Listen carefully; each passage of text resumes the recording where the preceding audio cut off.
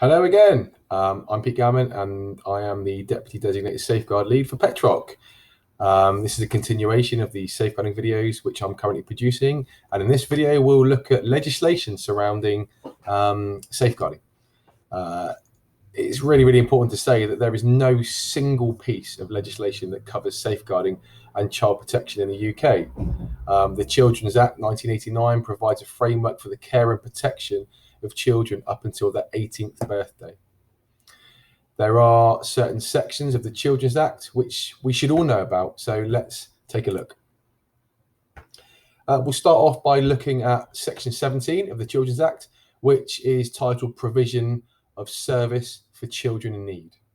So looking at that in a bit more detail, a child in need is defined as a child who is unlikely to achieve or maintain a satisfactory level of health or development, or their health and development will be significantly impaired without the provision of services, or a child is disabled. Assessments under Section 17 of the Children's Act will be undertaken by social care. These may also cover children in relation to their special education needs, or as a carer, or because they have committed a crime. They should be undertaken for children whose parents are in prison, or for asylum-seeking children. These assessments are only undertaken with the consent of parents. So what does Section 17 assessments mean for schools and colleges? And what should you know? Families who are likely to be part of a Section 17 assessment must consent when they need the support of agencies under Section 17. Any assessment may result in support being offered under Section 17, and the assessment itself is shared with the family. If specific information is required from other parties during the assessment, specific consent again must be sought from the family. If the family does not give consent, consideration would be given to what is the impact on the child of the family not engaging in that process, and does that leave them at risk of harm. Education settings such as colleges, which we are, should be involved in any plan made for support for any child under Section 17. Section 47 of the Children's Act is titled Duty to Investigate.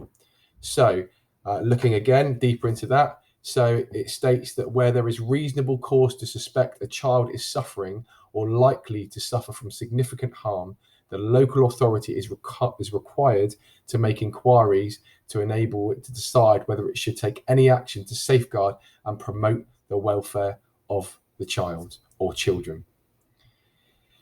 It is usual for a Section 47 investigation to be initiated from a strategy meeting when the decision is made for either a single agency or joint agency visit.